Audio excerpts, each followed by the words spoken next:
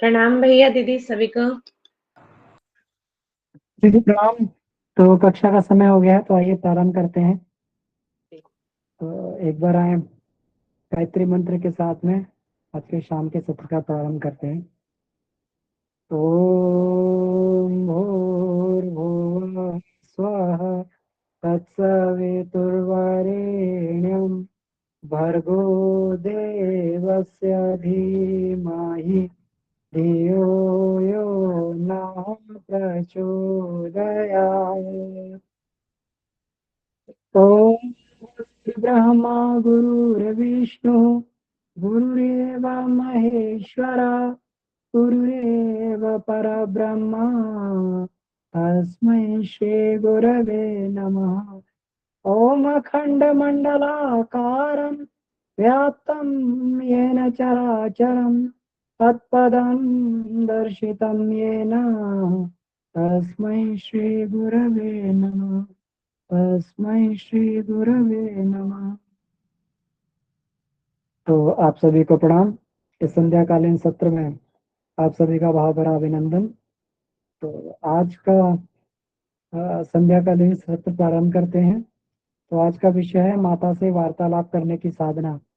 गायत्री महाविज्ञान भाग 1, माता से वार्तालाप करने की साधना।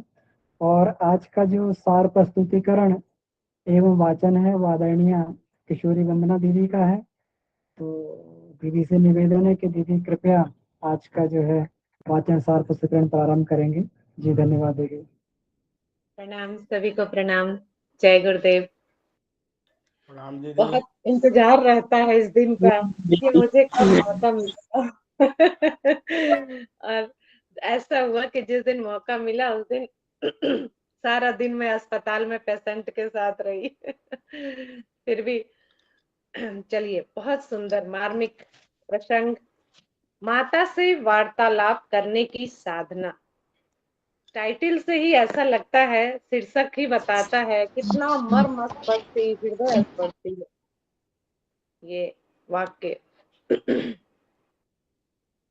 साधना की दिव्य, पहले पिछले अध्याय में हम लोगों ने कल बहुत अच्छे से वीरेंद्र भैया जी को सुना था। कितना सुंदर गायत्री मंत्र के। मेरी आवाज क्लियर है ना भैया? कोई जी दीदी बिल्कुल क्लियर है, बिल्कुल। गायत्री साधना, गायत्री मंत्र के एक एक शब्द को उन्होंने। किशोरी दीदी थोड़ा सा इंटरप्ट करेंगे। सभी से निवेदन है, अगर आवश्यकता ना हो तो अपने आप को म्यूट रखें, जब आवश्यकता हो तभी अनम्यूट करके बात रखेंगे। धन्यवाद।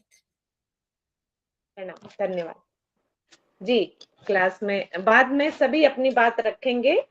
मैं कोशिश करूंगी इसको 45 आधा पौन घंटा के अंदर ही ले लूं जी। साधना की दिव्य ज्योति जैसे जैसे अधिक प्रकाशित होती चलती है। कौन सी दिव्य ज्योति? देवस्य सवितुर। कितना सुंदर गायत्री मंत्र का एक एक शब्द अंतर में जब प्रकाशित होती है, वैसे ही वैसे अंतरात्मा की ग्राह्य शक्ति बढ़ती चली जाती है। ग्रहण करने की, अंतरात्मा की ग्रहण करने की शक्ति वैसे वैसे बढ़ती चली जाती है। गुरुदेव उदाहरण देते हैं, रेडियो यंत्र के भीतर बल्ब लगे होते हैं। रेडियो यंत्र जो पहले के समय में कौन से बल्ब लगे होते, यहाँ रेडियो यंत्र यदि हम अपने अंदर देखें तो उस बात को कर सकते हैं।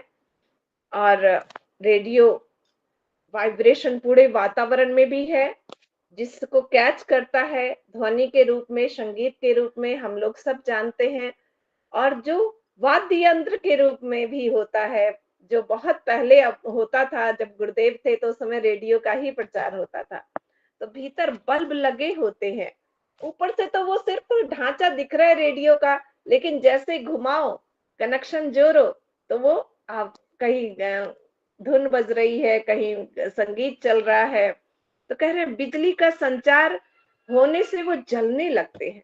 कौन सी बिजली का संचार?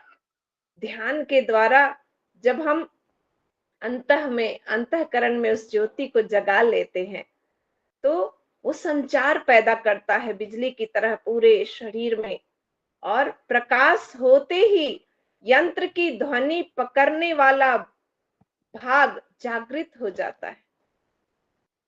बहुत ही गूढ़ है। और इथर तत्व में भ्रमण करती हुई जो पूरे आकाश में एक हर पल विचार जो भ्रमण कर रही है, करती हुई सूक्ष्म शब्द तरंगों को पकड़ने लगता है।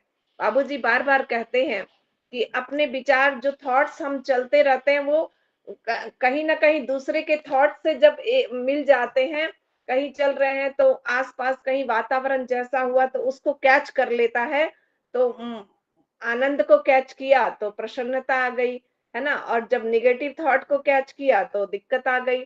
तो शब्द सूक्ष्म में हर पल तरंगे, जैसे व्यास पीठ पर बैठे हुए हम सब ने ये चीज देखा है। आकाश में सूक्ष्म तरंगे जब गुरुदेव के कार्य करने के लिए हम सब जब कोई भी कार्य गुरुदेव का करते हैं व्यासपीठ पे बैठ के, तो कौन बुलवाता है, वो कहाँ से वो इथर तत्व आता है, हम सब के अंदर मस्तिष्क में शब्द तरंगों के रूप में हम किसको कैच करते हैं। हम तो आंख बंद करके बैठे रहते हैं, हमारी तो हिम्मत भी नहीं होती थी, और आंख बंद करके बस अपने आप ही शब्द निकलते थे, उसको पकड़ने लगता है। इसी क्रिया को रेडियो बजाना कहते हैं। गुरुदेव कह रहे हैं इसी को रेडियो बजाना कहते हैं। साधक एक बिजली है, साधक एक बिजली है। अब यहाँ पे जब अमन भैया की बातें हो, वीरेंद्र भैया की बातें हो, गोकुल भैया की बातें हो, तो हम लोग ऐसे एकदम क्रैन चिपक के सुनने के लिए ये रहते हैं, है ना, क्योंकि उनकी वाणी में बिजली है। और वो साधना एक बिजली है, जब वो साधक के अंदर वो पैदा होती है, जिससे मन, बुद्धि, चित्त, अहंकार के बल्ब दिव्य ज्योति से जगमगाने लगते हैं। ये चारों मन, बुद्धि, चित्त और अहंकार, ये चारों मिलकर अंतःकरण बनते हैं। हम सभी जानते हैं इस बात को, यहाँ बैठे हुए सभी साधक दिव्य ज्योति से जगमगाने लगते हैं। बुद्धि बिल्कुल क्लीन हो जाती है, साफ हो जाती है, कोई उसमें द्वंद्व नहीं रहता है। चित्त में कुसंस्कार समाप्त होने लगते हैं, कामनाएं समाप्त हो जाती है, मन बिल्कुल जब शुद्ध हो जाता है और अहंकार शरीर भाव का गल जाता है, तब वो ज्योति जगमगाने लगती है। और इस प्रकार का सीधा प्रभाव अंतरात्मा में पड़ता है, जिससे उसकी सूक्ष्म चेतना जागृत हो जाती है और दिव्य संदेशों को, ईश्वरीय आदेशों को, प्रकृति के गुप्त रहस्यों को समझने की योग्यता उत्पन्न हो जाती है। वेद व्यास जी ने वेदों की रचना की। भगवान कृष्ण कह रहे हैं वो आकाश में जा रहा है इथर तत्व, और उसको कैच कर रहे हैं, और वो बोलते जा रहे हैं उसको कैच करके ध्यान के द्वारा, और गणेश भगवान लिखते जा रहे हैं। ये कहाँ हो रहा है? गुरुदेव जब जप करते थे लगातार 5 घंटा 6 घंटा, और उठते थे बगैर पानी पिए, जब तक लिख नहीं लेते थे किताबों को।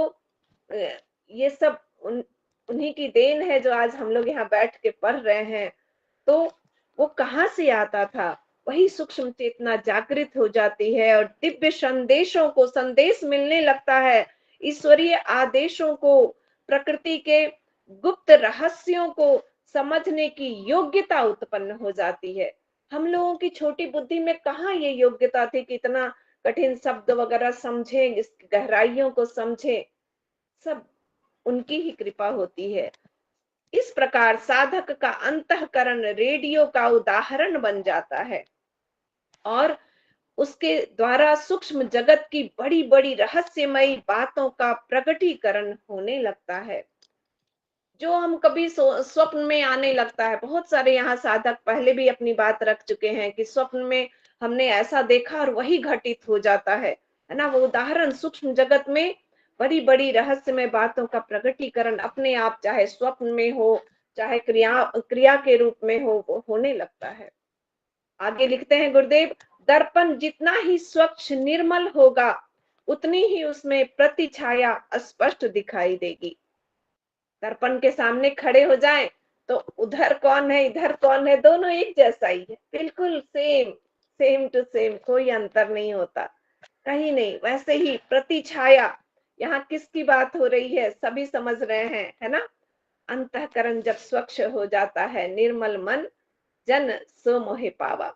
मैला दर्पण धुंधला होता है, उसमें चेहरा साफ दिखाई नहीं पड़ता। अब मैला दर्पण का भी मीनिंग यहाँ सभी साधक समझ रहे हैं।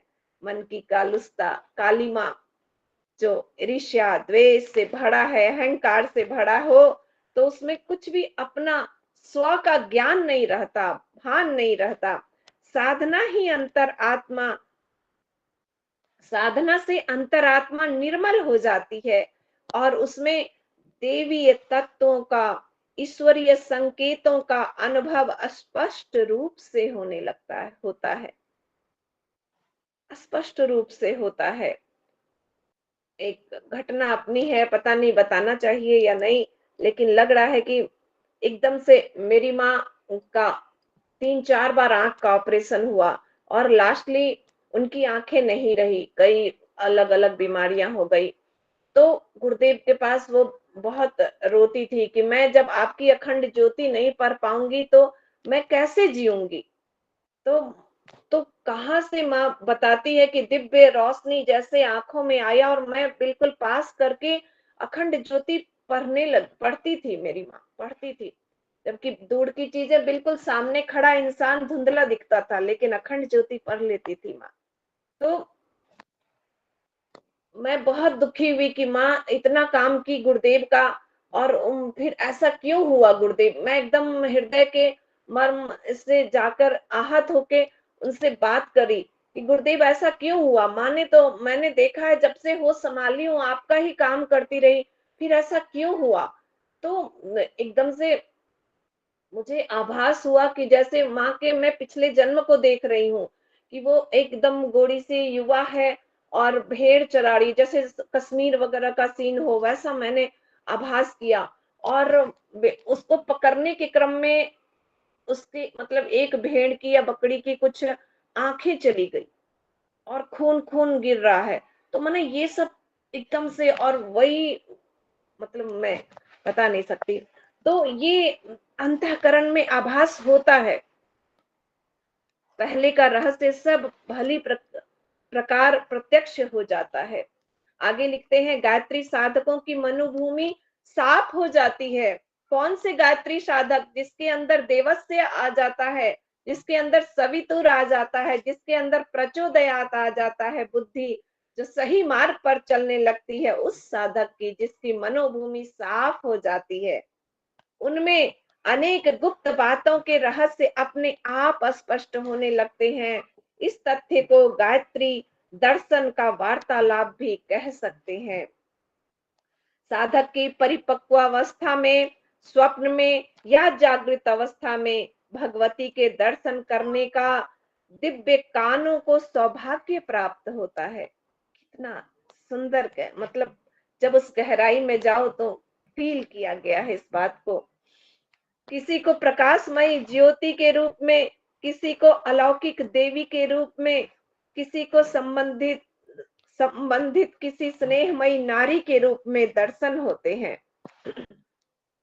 कोई उसके संदेश प्रत्यक्ष वार्तालाप जैसे प्राप्त करते हैं।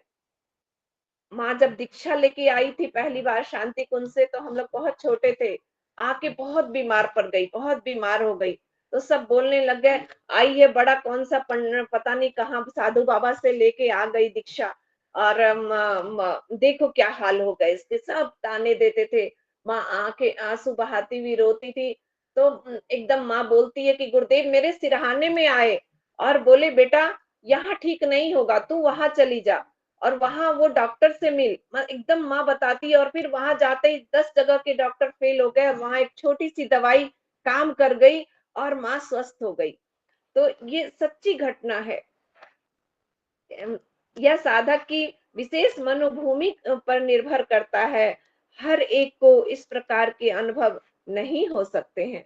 मैं कुछ छूट तो नहीं गया भैया बातों में।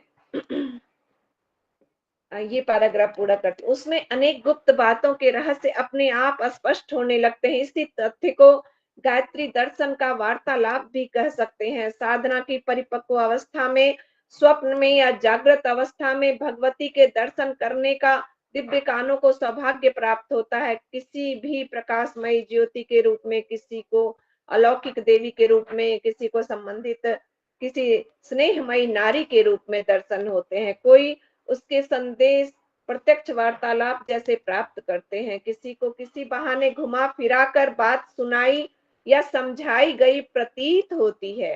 किसी को किन्हीं को आकाशवाणी की तरह स्पष्ट शब्दों में आदेश होता है। बहुत यहाँ पे साधक बैठे हैं, सबका अपना अपना अनुभव है इस बारे में। यह साधक की विशेष मनोभूमि पर निर्भर है। हर एक को इस प्रकार के अनुभव नहीं हो सकते। गुरुदेव स्पष्ट कह रहे हैं, हर एक को नहीं हो सकते। किसको नहीं हो सकते? जो ये सोचते हैं कि बस माला पूरा करना है और मंत्र जो है जिह्वा और ओठ तक ही रह गया। उपाध्याय बाबूजी कहते थे कि मंत्र को बेटा जिह्वा और ओठों तक मत रखना, उसे अंतःकरण में धारण करना, उसके अर्थ का चिंतन करना, मनन करना, उसको जीवन में उतारना, उस प्राण को, तब जाके बात बनती है। परंतु एक प्रकार से हर एक साधक माता के समीप पहुंच जाता है और उनसे अपनी आत्मिक स्थिति के अनुरूप स्पष्ट या अस्पष्ट उत्तर प्राप्त कर सकता है। जब माता के समीप पहुंच जाता है हर साधक, जब मन साफ होता है और आत्मिक स्थिति के अनुरूप स्पष्ट या अस्पष्ट उत्तर प्राप्त कर सकता है। यह तरीका एक तरीका यह है कि एकांत स्थान में शांत चित्त होकर आराम से शरीर को ढीला करके बैठे, है ना। ढीला करके शरीर को मतलब क्या? मन आगे लिखते हैं, चित्त को चिंता से रहित करके, है ना। मन में कोई गांठें रख के नहीं ध्यान में बैठना है। किसी ने कुछ कह दिया तो क्या होगा, कैसे होगा, ना जाने कितनी चिंताएं दिन भर हम करते रहते हैं। यहाँ गुरुदेव कह रहे हैं शरीर को ढीला करके बैठे, चित्त को, कपड़े भी ढीले ढाले होने चाहिए, है ना। कम से कम वस्त्र होना चाहिए। जैसे छठ पूजा होता है तो उसमें देखते हैं कि कम से कम वस्त्र में सूर्य का ध्यान किया जाता है जल में खड़े होके। तो इस तरह से चित्त को चिंता से रहित रखें, शरीर और वस्त्र शुद्ध हो, नेत्र बंद करके प्रकाश ज्योति या हंस वाहिनी के रूप में हृदय स्थान पर गायत्री शक्ति का ध्यान करें और मन ही मन अपने को भगवती के सम्मुख बार बार दोहराएं। भगवती के सम्मुख बार बार दोहराएं। जब साधक पहली अवस्था में होते हैं, शुरुआती अवस्था में होते हैं, तो हम लोग बोलते हैं या बच्चे को भी कि तुम भगवान के फोटो के पास बैठो, मूर्ति के पास बैठो, या उगते हुए सूर्य को ध्यान से देखो, या पूर्णिमा के चांद को ध्यान से देखो। और लगातार जब किसी चीज को देखोगे तो जब आंख बंद भी करेंगे तो वही छवि नजर आती है। यहाँ गुरुदेव वही कह रहे हैं कि जब मैं बोलते बोलते कहाँ पे पढ़ती हूँ वो भूल जा रही हूँ।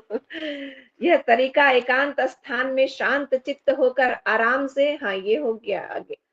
यह ध्यान, इस तरह का ध्यान गायत्री शक्ति का ध्यान करें और मन ही मन अपने को भगवती के सम्मुख बार बार दोहराएं। यह ध्यान 10 मिनट करने के उपरांत 3 लंबे श्वास इस प्रकार खींचे मानो अखिल वायुमंडल में व्याप्त महाशक्ति श्वास द्वारा प्रवेश करके अंतःकरण के कण कण में व्याप्त हो गई है। अंतःकरण के कण कण में व्याप्त हो गई है। वही ऐसा पूरे ब्रह्मांड में जो घुली हुई प्राण के रूप में है गायत्री। अब ध्यान बंद कर दीजिए। आगे गुरुदेव आदेश दे रहे हैं, अब ध्यान बंद कर दीजिए। उपनिषद में इस अवस्था को आगे लिख रहे हैं, मन को सब प्रकार के विचारों से बिल्कुल शून्य कर दीजिए। उपनिषद में इसी को कहते हैं सुसुप्ति अवस्था। सुसुप्ति अवस्था में नॉर्मल लोग सोचेंगे सोने को कहते हैं, लेकिन यहाँ सुसुप्ति अवस्था जो है मन को सब प्रकार के विचारों से बिल्कुल शून्य कर दीजिए। अपनी ओर से कोई भी विचार ना उठाएं, अपनी ओर से कोई विचार ना उठाएं। मन और हृदय सर्वथा विचार शून्य हो जाना चाहिए, विचार शून्य हो जाना चाहिए। जैसे बांसुरी अंदर से बिल्कुल अपने आप को खाली कर देती है, कोई विचार नहीं, कोई अपना विचार नहीं, तब जाके वो भगवान के बिल्कुल निकट पास होती है और उसमें तब भगवान का सुर सुनाई पड़ता है। इस शून्य अवस्था में स्तब्धता को भंग करती हुई अंतःकरण में स्फुरना होती है, अंतःकरण में स्फुरना होती है, जिसमें अनायास ही कोई अचिंत्य भाव उपज पड़ता है, अनायास ही कोई अचिंत्य भाव उपज पड़ता है। यकायक कोई विचार अंतरात्मा में इस प्रकार अद्भुत होता है मानो किसी अज्ञात शक्ति ने उत्तर सुझाया हो। ये जो गहराई से साधक ध्यान करते हैं उन सबका अपना अनुभव है।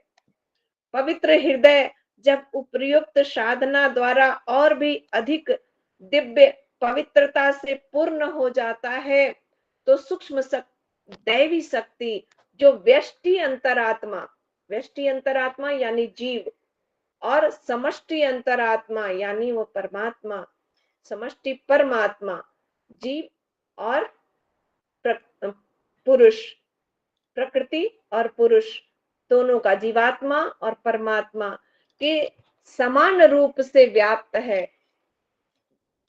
इसको फिर से पढ़ते हैं तो सूक्ष्म देवी शक्ति जो व्यष्टि अंतरात्मा और समष्टि परमात्मा में समान रूप से व्याप्त है, मतलब वो अंदर भी है और बाहर भी है, हर जगह है, हर जगह। समष्टि मतलब पूरे ब्रह्मांड में और हमारे जीव में भी, व्यष्टि में भी।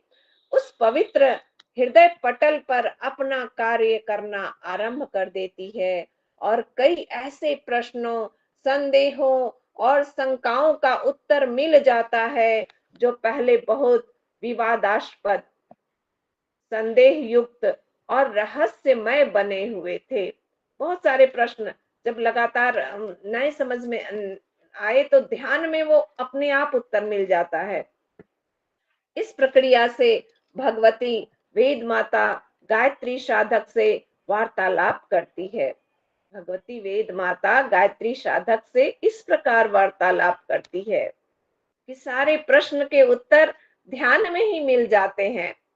मैं अपना बताऊं तो जब ध्यान करती हूँ तो मेरे पास जब बहुत सारी बहनों का अपने परेशानियों को लेके आता है, प्रश्न आता है, कैसे क्या करूं, मैं बहुत परेशान हूँ, बहुत के आंसू भी बहुत होते हैं, तो उसका आंसर मैं जब के समय में मिल जाता है और उनको जो देती हूँ उसको जीवन में वो बहुत ही फायदा करता है, बहुत ही वो खुश होते हैं।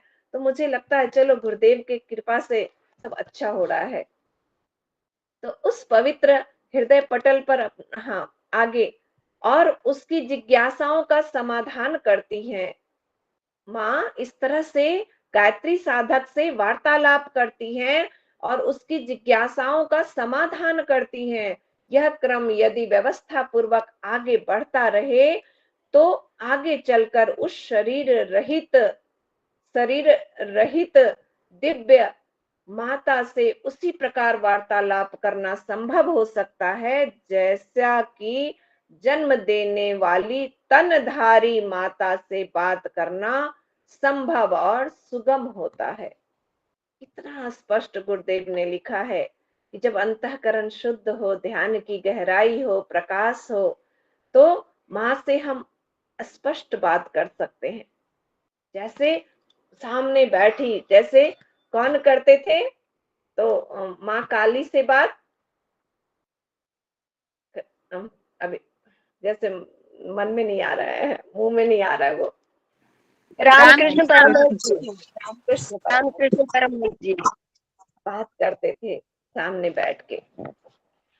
माता से वार्तालाप का विषय अपनी निम्न, अब आगे कितना सुंदर गुरुदेव लिखते हैं, अंडरलाइन करने वाला है, निम्न कोटि की आवश्यकताओं के संबंध में नहीं होना चाहिए। नहीं होना चाहिए।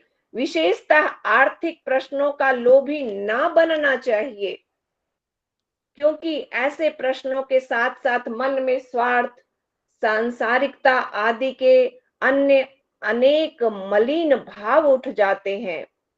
गुरुदेव कहते थे, मेरे पास लोग आते हैं छोटी छोटी बातों को मांगने के लिए, है ना, झुनझुना दे दो तो बैलून दे दो, ऐसी बातें।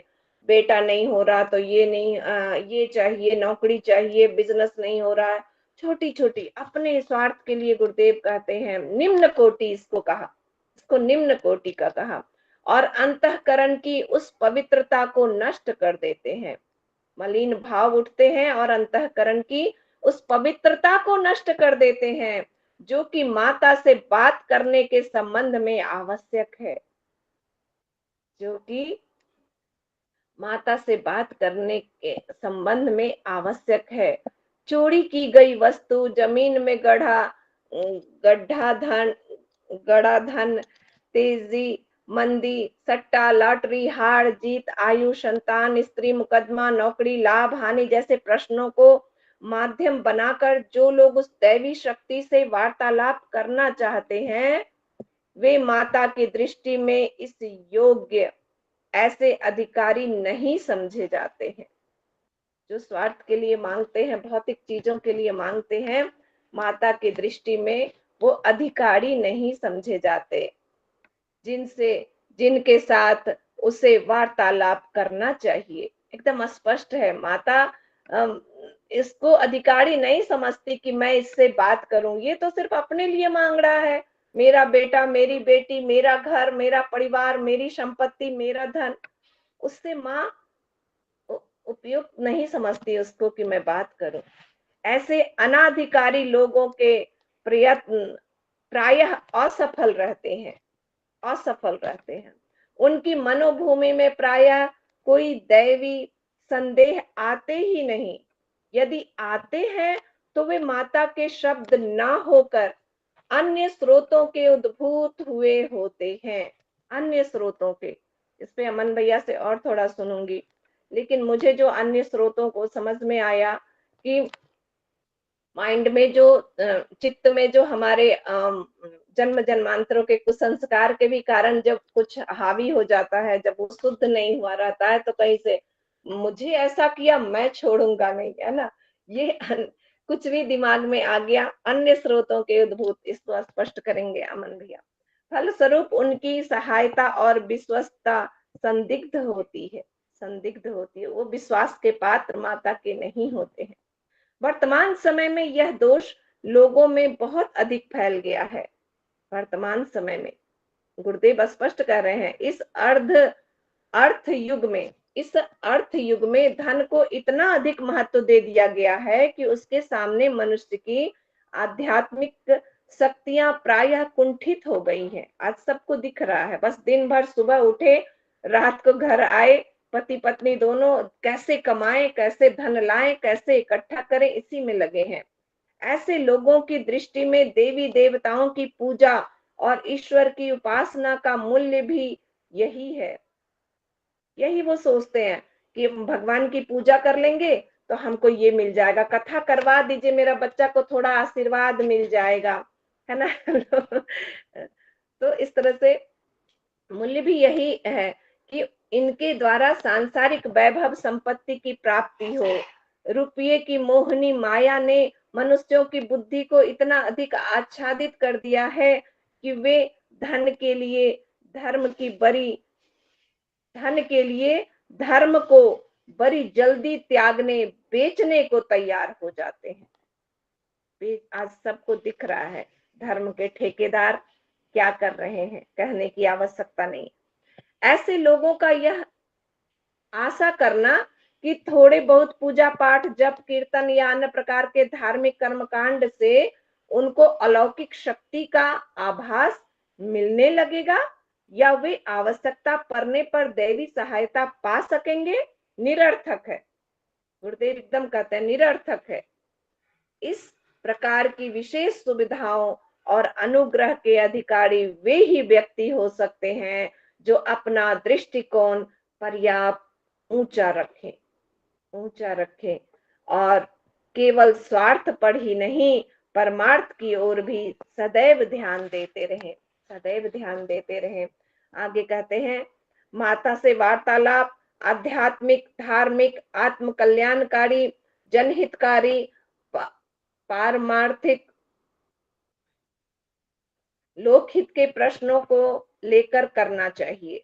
माता से वार्तालाप किसके लिए करना चाहिए? स्पष्ट लिख दिए, आत्म कल्याण के लिए, जनहित के कल्याण के लिए, परमार्थ के लिए, लोकहित के प्रश्नों के लिए, है ना। कर्तव्य और अकर्तव्य की गुत्थियों को, विवादास्पद विचारों, विश्वासों और मान्यताओं को लेकर यह वार्तालाप आरंभ होनी चाहिए। कर्तव्य क्या है और अकर्तव्य क्या है, ये गुत्थी को समझने के लिए, है ना। क्या करना चाहिए, क्या नहीं करना चाहिए। जो द्वंद है उसमें हंस को नीर क्षीर में किसको चुनना चाहिए, इस तरह से कौन सा सही रास्ता है। धियो यो न प्रचोदयात्, हमें हमारी बुद्धि को, हम सबकी बुद्धि को सन्मार्ग पर ले चलो। विश्वास और मान्यताओं को लेकर यह वार्तालाप आरंभ होना चाहिए। इस प्रकार के वार्तालाप में अपने और दूसरे मनुष्यों के पूर्व जन्मों, पूर्व संबंधों के बारे में कई महत्वपूर्ण बातें प्रकाश में आती हैं, कई महत्वपूर्ण बातें प्रकाश में आती हैं। तो पिछले जन्मों के भी पहले कलमश कसाए धोते धोते 12 साल लग गए थे माधवाचार्य जी को, है ना। जीवन निर्माण के सुझाव मिलते हैं तथा ऐसे संकेत मिलते हैं जिनके अनुसार कार्य करने पर इसी जीवन में आशाजनक सफलताएं प्राप्त होती हैं। सद्गुणों का, सात्विकता का, मनोबल का, दूरदर्शिता का, बुद्धिमता का और आंतरिक शक्ति का उद्भव तो अवश्य ही होता है। सभी जानते हैं सात्विकता, पहले बहुत क्रोध आता था, पहले हमारे अंदर ये बुराइयां थी, पहले सभी देख रहे हैं कि गायत्री साधक के अंदर धीरे धीरे सात्विक गुण आते हैं। जो साधक सच्चे मन से माँ गायत्री के शरण में जाता है, मनोबल बढ़ता है सभी का। कुछ दिन पहले बोलने की हिम्मत नहीं होती थी, अभी सभी अच्छे से बोल पाते हैं। आत्मबल सबका बढ़ता है, कहाँ कैसे बोलना है, क्या बोलना है, और दूरदर्शिता भी बढ़ती है, बुद्धिमता भी बढ़ती है। इस प्रकार से अवश्य होता है, कहते हैं। इस प्रकार माता का वार्तालाप साधक के लिए सब प्रकार से कल्याणकारी ही सिद्ध होता है। प्रणाम भैया दीदी सभी को। कुछ त्रुटि भी हो तो क्षमा चाहती हूँ और इसमें सुधार करें आप तो।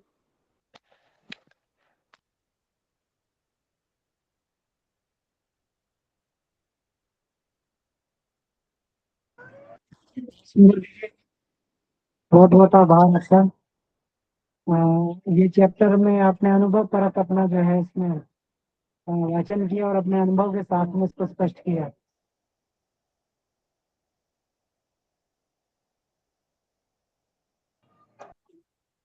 तो बिल्कुल सही बात है कि जैसे जैसे हमारा चित्त शुद्ध होता हुआ चला जाता है और अंतःकरण साफ होता है, तो बहुत से प्रश्नों के उत्तर हमें उपासना के समय में, ध्यान के समय में अपने आप मिलते हुए चले जाते हैं। तो ये हम सभी का अनुभव है। तो मेरा निवेदन है कि बाकी सब भाई बहनों से आप लोग भी सब आएं और अपने अपने विचारों को इसमें व्यक्त करें। जी, कोई प्रश्न हो तो हम लोग अपने आपस में बातचीत कर सकते हैं। जी जी, चंदन भी आपका हैंड रेस है। जी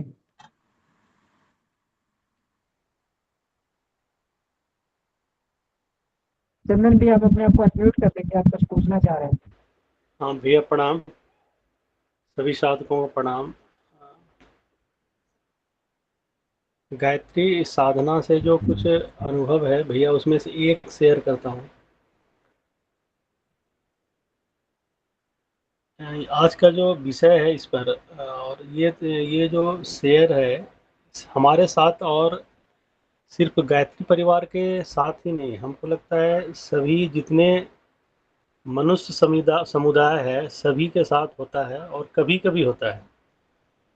जैसे कि आज हम कुछ दिन पहले ट्रेन से सफ़र कर रहे थे बरियारपुर से देवघर। तो उस देवघर के बीच में एक हमारी स्टेशन है कटोरिया, देवघर से 60 किलोमीटर पहले। तो वहाँ हमारी एक बहन रहती है। तो हम रास्ते में जब वहाँ क्रॉस कर रहे थे तो वो बहन ऐसी है कि बहुत 15 साल से उससे मिले नहीं है। तो बड़ा बचपन का याद आता था कि इधर से रहती है, शादी हुआ है, इतना दिन हो गया। गांव में रहते थे पहले 2003-4 के पहले। तो मन में भाव था कि इधर से ही रहती है, पता नहीं वो स्टेशन में आ जाएगी क्या, ट्रेन में आएगी क्या, ऐसे भाव आ रहा था कटोरिया से पहले। भैया कैसे बताऊं आपको, जिस चेयर पे मैं बैठा था, और ये हमारे साथ नहीं, ये नहीं बोलूँगा कि हम गायत्री साधक हैं तो इतना सब कुछ है, लेकिन ये हर आदमी के साथ कभी कभी हो जाता है। तो ये भगवान जो है, हर देवी देवता या गुरुदेव या गायत्री माता भी सबको कहीं न कहीं ऐसा संयोग और ऐसा मन बना देता है। तो हम जहाँ बैठे थे सोच ही रहे थे कि मिलना था, बहुत दिन हो गए। भैया उसी डब्बा में आई बहन मेरी, उसी डब्बा में। और पीछे से हम उसको देखा, 10-15 साल से कभी देखा नहीं था, फिर भी देखे हम उसको। तो हम जोर से आवाज़ दिलाए तो पलटी तो देखी बहन ही थी। तो भावुक हुए, लेकिन रोके। तो सबके साथ ऐसा ही होता है और कुछ कुछ लोग के साथ कभी कभी हो जाता है, बस इतना ही शेयर है। और ये सबके हमारे साथ नहीं, सबके साथ होता है। भैया प्रणाम।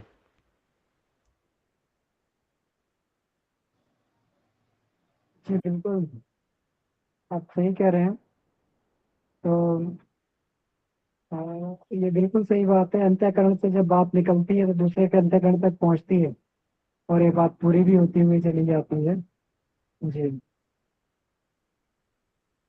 हम सभी के बहुत सारे ऐसे अनुभव हैं और इसमें जो बात लिखी है वो बिल्कुल सही है, अक्षरशः सही है।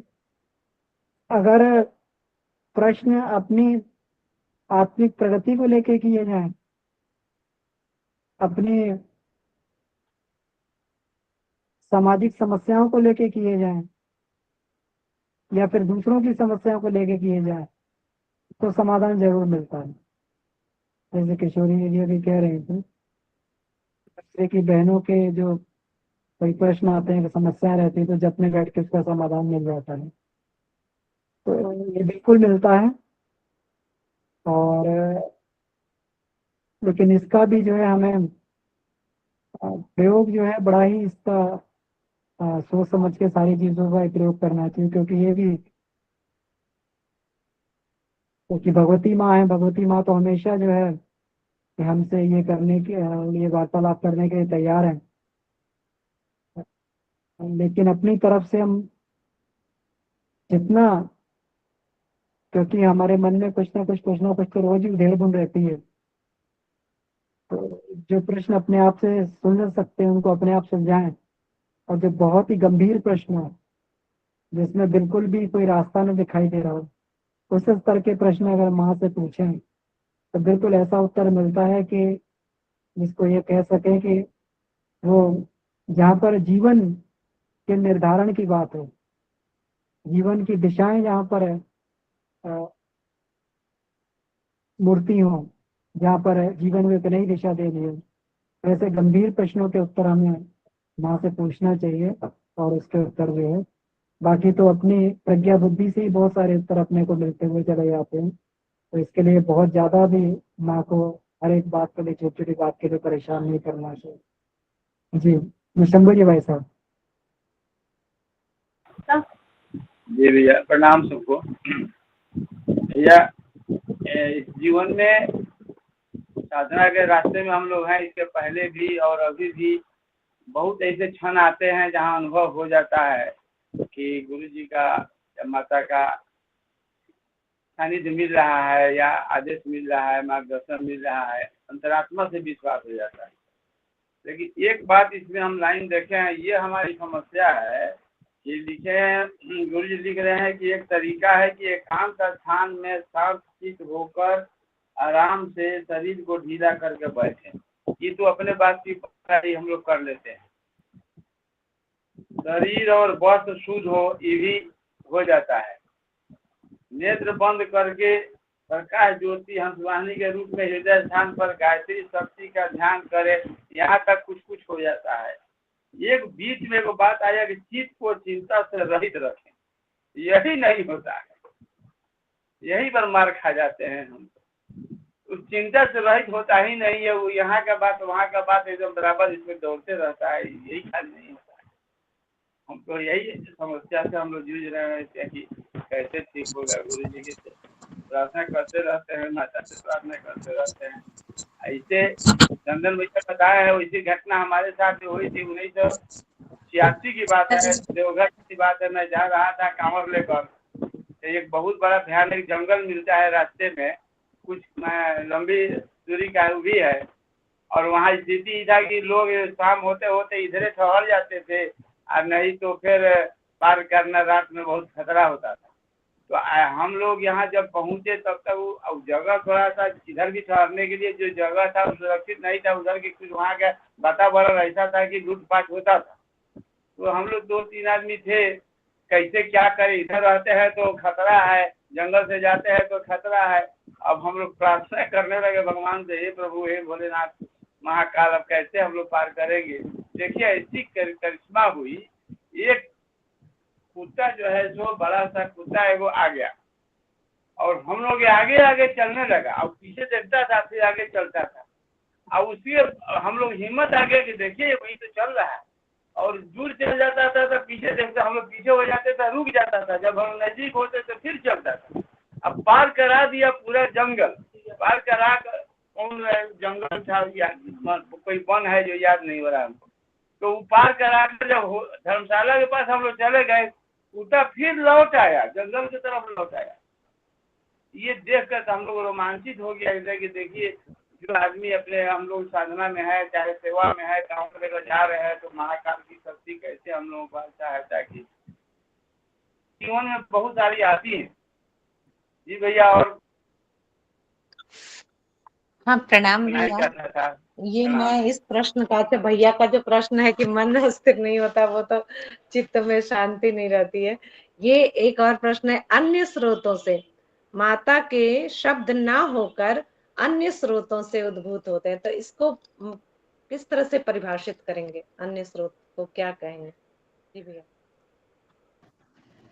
जी, तो देखिए, अन्य स्रोतों का मतलब हो गया अपना ही कोई विचार उमड़ घुमड़ के दोबारा जो अपने पास में आ जाए, है ना, या फिर ये हो कि वातावरण में कोई विचार अधिक प्रभावी हो, वो विचार पकड़ में आ जाए, वातावरण के प्रभाव से कुछ बात पकड़ में आ जाए, तो या तो उस वातावरण से प्रभाव से कोई बात पकड़ में आ जाएगी, या अपना ही विचार कोई जो है किसी तरीके से जो है वो वापस टकरा के अपने पास में आ जाएगा, तो वो बात जो है वो माता की नहीं होगी, वो अपने ही अंदर से कोई ना कोई जो है विचार किसी न किसी तरीके से या कोई वातावरण से प्रस्फुटित होकर विचार जो है हमें सुनाई देगा।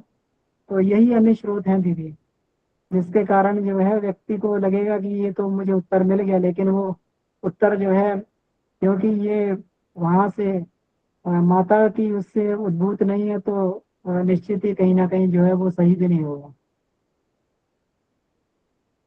जी जी भैया, जी भैया, यही मैं भी समझ रही थी। जी प्रणाम, जी बहुत जी बहुत जी धन्यवाद। जी जी। और शंभू भैया जो कह रहे हैं कि मन निर्विचार नहीं होता, भैया ये थोड़ा सा कठिन पड़ता है मन को निर्विचार करना, कि अपनी तरफ से कोई विचार ना उठने पाए। ये बात बिल्कुल सही है कि इस स्थिति को लाने के लिए मन को जो है थोड़ा सा प्रयास हमें करना पड़ता है कि अपनी तरफ से कोई विचार ना उठे, मन को शून्य अवस्था में लाने के लिए। शंभू भैया लेफ्ट हो गए हैं भैया, उनके आने पर ही वो किसी कारण से लगता है नेटवर्क गया, वो लेफ्ट हो गए। अच्छा अच्छा, ठीक है, तो फिर तभी चर्चा कर लेंगे। जी प्रेमलता दीदी, आप अपनी बात को रखें जी, आपका हैंड रेज है।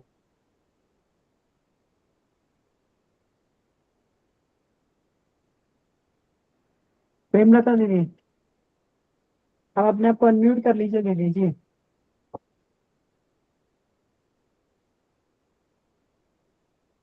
उनका भी लगता है नेटवर्क नहीं आ रहा। उनका दीदी का भी कोई समस्या है नेटवर्क की शायद। इस शंभू जी वैसा ने को ज्वाइन कर लिया लगता है। हाँ जी जी।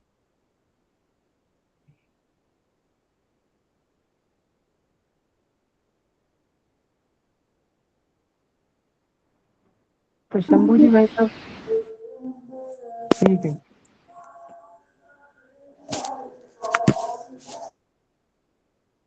हाँ तो हम लोग इस साधना में अभ्यास ये थोड़ा थोड़ा करना चाहिए, और इसमें जितना हम लोग अभ्यास करते जाएंगे धीरे धीरे करके मन को निर्विचार करने वाली बात है। तो ये जैसे जैसे हम अपनी एक ये भी तरीका है कि अगर श्वास पे थोड़ा सा हम ध्यान दें और आती जाती श्वास को देखते रहें, तो उससे भी जो है हमारा मन निर्विचार धीरे धीरे होने लगता है। केवल श्वास पे ध्यान रखें और श्वास को ही, क्योंकि निर्विचार में हमें ये देखना होता है कि कोई अंदर से शंभू जी भाई साहब, हाँ शंभू जी भाई साहब हम लोग ये चर्चा कर रहे थे कि मन को निर्विचार कैसे किया जाए, है ना। तो इसमें इसमें हम लोग श्वास पे ध्यान दें। श्वास पे ध्यान देने का मतलब ये हो गया, जैसे हम लोग योग दर्शन में भी चर्चा कर रहे थे कि बाहर से भी कोई भाव हमारे अंदर प्रवेश ना करने पाए, क्योंकि जैसे ही हम अंदर श्वास भरते हैं तो बाहर के जो हमारे ये है भाव है, विचार है, वो श्वास के माध्यम से, प्राण के माध्यम से हमारे अंदर प्रवेश करते हैं, प्राण और अपान की गति। और फिर अंदर से भी जो है जब हम श्वास छोड़ते हैं तो कुछ ना कुछ विचार हमारे अंदर पैदा होकर बाहर को जाते हैं। तो जब हम श्वास पे ध्यान देते हैं और ये भाव करते हैं कि अंदर से कोई विचार, बाहर से कोई विचार हमारे अंदर प्रवेश ना करने पाए, और अंदर कोई विचार प्रवेश हो रहा है तो उसको वही कुंभक में हम नष्ट कर दें। तो ऐसे करके धीरे धीरे अभ्यास के माध्यम से हम लोग निर्विचार स्थिति में आ सकते हैं। ये थोड़ा सा इसमें समय लगता है, लेकिन ये प्राप्त हो जाती है। और जब ये प्राप्त हो जाती है तो उस स्थिति में जब हम लोग ध्यान करते हैं तो माता की तरफ से कोई भी प्रश्न अपनी तरफ से पूछा जाए तो माता की तरफ से बड़ा बढ़िया उत्तर आता है, और वो अपने आप में बिल्कुल एकदम सटीक उत्तर बैठता है। मैं कई बार जो है इसी तरीके से माता से कुछ अपने संबंधित प्रश्न पूछने का ये किया है, ये समस्या है, ये इसके में मूल कारण क्या है। बहुत सारी कभी कभी हमारी समस्या हो लेती है, लेकिन हम लोग मूल कारण उसका नहीं जानते। ये समस्या का मूल कारण क्या है। हमारे जीवन में प्रगति में, आत्मिक प्रगति में कई बाधाएं आती है, कई समस्या आती हैं, लेकिन उसके मूल में कारण क्या होता है। तो जब मूल में कारण हमें समझ नहीं आता है तो माता से अगर ये प्रश्न किया जाए कि इसके मूल में कारण क्या है, इसका मूल कारण क्या है, तो फिर वो मूल कारण हम लोग को पता लगता है। वो अंदर से एकदम यूनिक अंदर से समझ में आता है, ये पता लगता है कि ये जड़ है, यही जड़ जो है, इसी से 10 समस्याएं हमारे जीवन में पैदा हो रही हैं। इसी जड़ को काट देंगे तो 10 की 10 समस्याएं समाप्त हो गई। तो इस तरीके का जो है अगर हम प्रश्न माता से पूछें तो वो जो है, तो इसीलिए छोटी छोटी समस्याओं के लिए नहीं, बहुत ही मौलिक समस्याओं के लिए या बहुत ही जो है गंभीर समस्याओं के लिए हम लोगों को जो है ये करना चाहिए। स्थिति में जाके माता से प्रश्न पूछना चाहिए, तो बिल्कुल एकदम सटीक समाधान हमें प्राप्त होते हैं। जी भैया जी, वो श्वास पर ध्यान रखना है। श्वास प्रश्वास में ध्यान रखें, ये भाव करें कि हम इसी भाव में बैठे हुए हैं। देखिए सतर्क रहें बस, क्योंकि श्वास के साथ में बाहर से कोई ना कोई भाव प्रवेश करेगा। उस समय सतर्क रहें कि कोई भी नया भाव इसमें जो है अंदर प्रवेश ना करने पाए। बाहर से कोई भी नया संस्कार, नया भाव, नई वृत्ति कुछ भी प्रवेश ना करने पाए अंदर, क्योंकि बाहर से जो हम प्राण अंदर खींच रहे हैं, प्राण में कुछ ना कुछ जरूर सतोगुणी, रजोगुणी, तमोगुणी प्राण जो अपने अंदर खींचते हैं, तो कुछ ना कुछ बाहर के उसमें संस्कार, बाहर के वातावरण के अनुसार जो है उसमें ये मिले रहते हैं, तो वो जाकर अंदर कोई ना कोई वृत्ति को वो चंचल कर देते हैं। तो इसलिए उसको बड़ी सजगता से हम लोग को देखना पड़ता है। तो इसीलिए कहते हैं श्वास प्रश्वास को देखो, देखने मात्र से नहीं काम चलता है, उसको देख के वह जो है कोई भाव भी हमारे अंदर प्रवेश न करने पाए, इसलिए देखा जाता है। और देख के एक एक विचार को धीरे धीरे शिथिल करते हुए तो फिर व्यक्ति निर्विचार स्थिति में पहुंच जाता है। जी ठीक है भैया, बहुत बहुत धन्यवाद भैया, बहुत अच्छा। हम प्रयास करेंगे हम लोग जी। हाँ, प्रयास करें, और अंदर कोई विचार अगर पैदा होता है तो उसे कुंभक के द्वारा नष्ट कर देते हैं। जैसे ही आप कुंभक लगाएंगे तुरंत जो है अंदर वाला विचार नष्ट हो जाएगा, खत्म हो जाएगा यहीं से।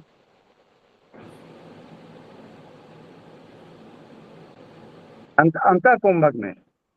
अंत कुंभक में। जी जी जी ठीक है भैया, बहुत अच्छा, बहुत भैया, प्रणाम भैया। जी। राम निवास जी, आपका हैंड रेज है। सादर नमन भैया, सादर नमन, सारे साधकों को भी सादर नमन भैया। दीदी जो आज बात बताई, बहुत सुंदर बात बताई और पूरा भाव के साथ बताई। उनकी बातें तो सब समझ में आई, लेकिन एक चीज उनका कहना है कि ध्यान के समय में वस्त्र ढीले होने चाहिए। तो कहने का क्या मतलब है कि ध्यान के समय में उन्होंने एक उदाहरण भी दिया कि जो छठ पूजा में मतलब वस्त्र की मतलब के बारे में उन्होंने एक एग्जाम्पल भी दिया। फिर मैं कहना चाहता हूँ कि जैसे महावीर महावीर तो वस्त्रहीन रहे, उनके बारे में क्या कहना चाहते हैं भैया आप? जी भैया, तो ये तो और बढ़िया है, अगर आप वस्त्रहीन रह पाए तो और बढ़िया है ना। ढीले वस्त्र का मतलब है जो हमारे उस समय रोम रोम रोम को सांस ले रहा होता है, रोम को प्राणायाम कर रहा होता है। हमें जब ध्यान के समय हमारी नाभि भी अगर दबती है ना, तो हमें लगता है कि हमारी श्वास रुक रही है। तो इसलिए जो है सारे के सारे चक्र, सारे के सारे आपके रोमकूप सब श्वास ले रहे होते हैं। तो या तो उस समय कपड़े ही मत पहने आप, है ना, कम कपड़े पहन के बैठे हैं, या पहने तो इतने ढीले पहने कि उससे शरीर में कोई भी कहीं पर भी कोई अपना जो है अंग बाधित ना हो।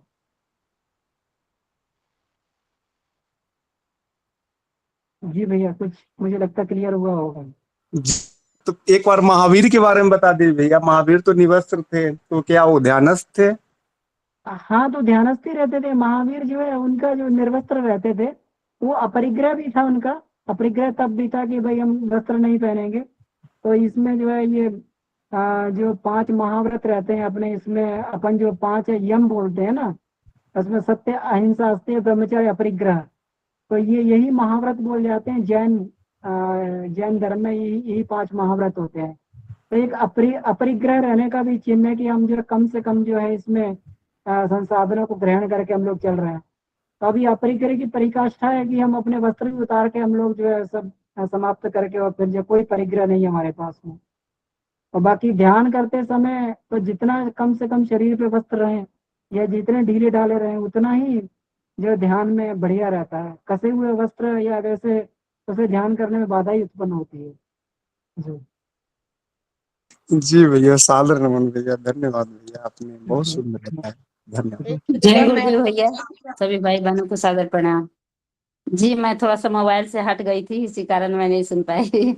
समझी होंगी कि, लेकिन तो मैं भी कुछ अनुभव बताना चाहती हूँ। जैसे किशोरी दीदी ने कहा ना कि अपनी माँ के लिए, तो मुझे भी ऐसे ही एक घटना हुई थी हमारे साथ कि हमारी माँ रहती थी। हमारा पैतृक घर, मेरा आवाज गूंज रहा है, बिहार में था। और मेरी माँ, मेरे एक भाई रांची में रहते हैं, एक भाई मुंबई में रहते हैं। तो रांची में मेरी माँ आया जाया करती थी, 6 महीना साल भर कभी रहा करती थी, लेकिन ज्यादा दिन बिहार में ही रहा करती थी। तो एक बार लास्ट में आई रांची, तो बस यहीं उनकी डेथ हो गई। तो मेरे भैया बोले कि हम यहीं पर उसका सब काम करेंगे, क्रियाक्रम यहीं करेंगे। बोले ठीक है। छोटे भैया बोले ठीक है, हम अपने जा करके हम अपना घर में फिर से एक बार करेंगे भोज। अब वो आए, लेकिन वो किए नहीं दोबारा। अब क्या हुआ, ऐसे उनके याद में, माँ बाबूजी की याद में, मेरे माँ बाबूजी कोई नहीं है, उनके याद में हर एक साल मेरा भतीजा लोग 100 पीस कंबल मंगवाता है सूरत से ही, और गरीबों को बांटता है कि मेरे दादा दादी के नाम से हम बांटते हैं। लेकिन क्या होता है, उन लोग मतलब कुछ ना कुछ संकट आ ही रहा है, हमेशा कुछ ना कुछ आ रहा है। और अच्छे बड़ा बड़ा संकट भी आ रहा है। एक बार मेरे भाई दीवार से गिर गए, बहुत ऊंचा गिर गए। मेरी भाभी को भी प्रॉब्लम कुछ ना कुछ होता ही रहता, मतलब हमेशा वो लोग बीमार ही रहते हैं, कुछ ना कुछ कारण से उनका दवा में जाता है। तो हम एक बार ऐसे ही मेरे मन में सोचे कि हे गुरुदेव, क्यों ऐसा मेरे भाई, छोटे भाई के साथ ऐसा क्यों हो रहा है, हमें समझ में नहीं आ रहा है। ऐसा आप कुछ हमें इशारा करें ताकि हम समझ पाए कि मेरे भाई के साथ ऐसा क्यों हो रहा है, उनका पूरा परिवार क्यों संकट में रहता है। तब हमें उसी रात में मैं एक सपना देखी। उसमें मेरे माँ बाबूजी दोनों खड़े थे और दोनों बहुत उदास थे। बोले कि बाबूजी क्या हुआ? बोलते नहीं बेटा, हम लोग ना बहुत दुखी हैं, तुम्हारी माँ बहुत दुखी है। मेरे बाबूजी तो बहुत पहले डेथ हुई थी, तो उनका क्रियाक्रम बिहार में हुआ था, लेकिन माँ का यहाँ हुआ रांची में। तो बोलते तुम्हारी माँ ना बहुत दुखी है, ऐसा बोले। और बहुत मतलब अंदर से बहुत दुखी जैसा हमको नजर आए सपने में। अब हम सुबह में आए देखें तो हम सुबह में हम अपने भाई बहनों से किसी से बोले कि शायद यहाँ पर श्राद्ध नहीं किए उनके नाम से, और बोले थे कि हम अपना गांव में जाके करेंगे और यहाँ नहीं किया करके, शायद इसी कारण आप लोगों के साथ ऐसा हो रहा है। बोले कि नहीं नहीं, और हम लोग यहाँ कोई मानते नहीं है, गायत्री परिवार से वो भी बहुत जुड़े हुए हैं, लेकिन पता नहीं उनके बच्चे लोग ये सब मान नहीं रहे हैं। शांति कुंज में भी जाके पिंडदान किए हैं, हम भी उस समय वहां गए थे, इसी के समय जब पितृपक्ष चलता है उस समय गए थे, लेकिन वो लोग कुछ नहीं किए। इस मतलब भोज के नाम पर वहां जाकर के कुछ नहीं किए। अब हमें बार बार अभी तक उन लोग जूझ ही रहे हैं परेशानियों से, लेकिन फिर भी उन लोगों के समझ में मैं बार बार 2-3 बार बोल चुकी हूँ कि भैया एक बार आप लोग ऐसा कीजिए। एक बार सबको बोलते हैं लेकिन कोई सुनता नहीं है। तो हमें लगता है पता नहीं गुरुदेव शायद हमें सही दिशा बताए होंगे, सही कारण हमको सही बता दिए थे कि इसी कारण से शायद, क्योंकि आप पुस्तक भी पढ़ते हैं हम सभी पितरों के बारे में, तो यही बताया जाता है कि अगर पितर लोग दुखी हैं आपसे तो बहुत परेशान करते हैं। तो मेरी माँ बाबूजी तो बहुत एक आत्मा थे, संस्कारी आत्मा थे, लेकिन कुछ तो होता नहीं, लेकिन उनकी तबीयत हमेशा कुछ ना कुछ परेशान होता रहता है उन लोग के जीवन में। बस यही मैं सोच रही थी, तब से असमंजस में थी कि मैं बताऊं कि नहीं बताऊं। फिर मैं बोली नहीं बताते हैं। और ऐसे बहुत बार हम सबों के साथ ऐसा होता है भैया, जो कि कुछ भी हम लोग उपासना में बैठे हुए रहते हैं, कुछ भी अगर मन में प्रश्न आता है तो निगेटिव पॉजिटिव हमें समझ में आ जाता है। पॉजिटिव होता है हमारे अंग में ही कुछ ऐसा अनुभव आभास होता है कि पता चल जाता है कि हमारे लिए सही क्या है और गलत क्या है। अगर उसके विरुद्ध हम काम कर लेते हैं तो सचमुच गलत हो जाता है, अगर जो इंडिकेट मिलता है उसके अनुसार हम चलते हैं तो सचमुच सही रहता है। तो सचमुच ऐसा तो होता है, हमने भी बहुत बार अनुभव किए हैं।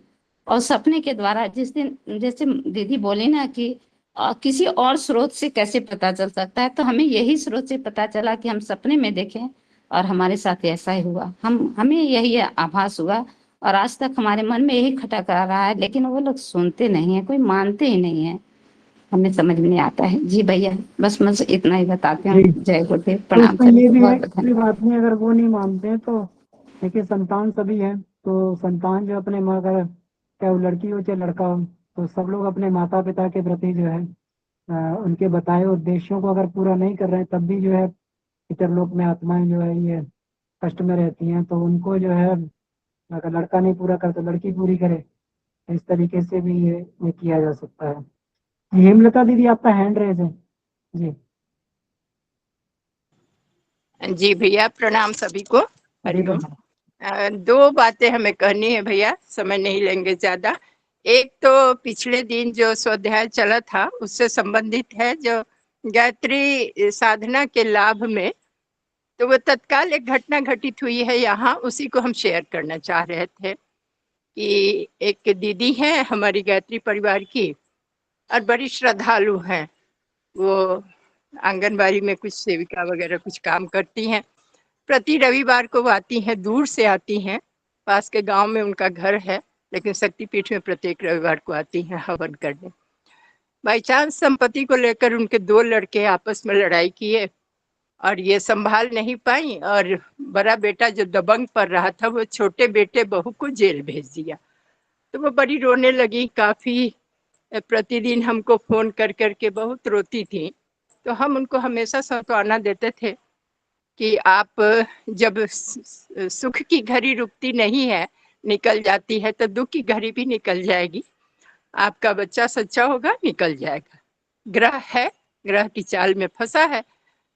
तो फिर रविवार को रो रही थी तो हम कहे ऐसा कीजिए, गंगा दशहरा आ रहा है, एक अनुष्ठान कर लीजिए आप 24,000 का। तो वो दीदी शुरू की। अभी उनको भरोसा नहीं था कि उनका बच्चा निकलेगा। ठीक 3 दिन या चौथे दिन उनका बच्चा जेल से बेल हो गया और निकल गया, दोनों सकुश। तो आज वो पूर्णावती की हैं, तो इसी बात को हम शेयर करना चाह रहे थे, जो ऐसा चमत्कारिक घटना घटता। दूसरी, आज के संदर्भ में हम जो समझ पाते हैं, कहीं कहीं जो अभी तक स्वाध्याय किए हैं उसमें हम पाए हैं, गुरुदेव ने लिखा है कि माता से वार्तालाप सब कोई कर सकता है, गुरुदेव से भी सब लोग कर सकते हैं, लेकिन अगर कुछ पूछनी हो तो अगर विराट स्तर की बातें होगी तो माता बहुत सुंदर जवाब देती हैं, और स्वयं गुरुदेव भी बहुत अच्छा जवाब। अगर व्यक्तिगत हमारा नहीं हो तो वो लोग जल्दी रिस्पॉन्स लेता है, व्यक्तिगत स्वार्थपरता में थोड़ा सा हम लोग नहीं सक्सेस हो पाते हैं। यही बात हमें शेयर करनी थी, हम जो अभी तक के अध्ययन से ये समझे हैं, महाविज्ञान में भी ये बात आती है। बिल्कुल दीदी, जी बिल्कुल सही कहा आपने जी। बिल्कुल हमें जो है बिल्कुल गहन स्तर की बात थी, हमें माता से वार्तालाप करनी चाहिए। बहुत बहुत आभार किशोरी दीदी का। इतनी कठिन परिस्थितियों में भी दीदी ने आज के कार प्रस्तुतिकरण वाचन को बड़ा ही सुंदर ढंग से अपने अनुभव के साथ में व्यक्त किया, और बाकी जिन भी भाई बहनों के प्रश्न थे, शंभू जी वैसव, हेमलता दीदी और प्रेमलता दीदी, और जो भी भाई बहन रामनिवास भाई साहब, इन सभी ने जो प्रश्न किए और जो चर्चा की, उसके लिए आप सभी को बहुत बहुत आभार। भाई आज की कक्षा को समाप्त करते हुए परम पूज्य गुरुदेव वंदनीय माता जी को हार्दिक धन्यवाद देते हैं। इसी तरीके से वो हम लोगों का मार्गदर्शन करते रहे। कल का जो विषय है कल ये वाला विषय रहेगा योग दर्शन का, तो बहुत ही बढ़िया योग दर्शन का भी विषय अपना चल रहा है, बहुत ही गुप्त हैं सूरज रहेंगे। तो कल योग दर्शन कक्षा में फिर हम लोग मिलेंगे। बहुत बहुत आभार, धन्यवाद। शांति पाठ करते हैं। ओम शांति शांति शांति। ये समाप्त। सभी को प्रणाम, धन्यवाद। प्रणाम भैया, सभी को प्रणाम। जय जय गुरुदेव। धन्यवाद। प्रणाम।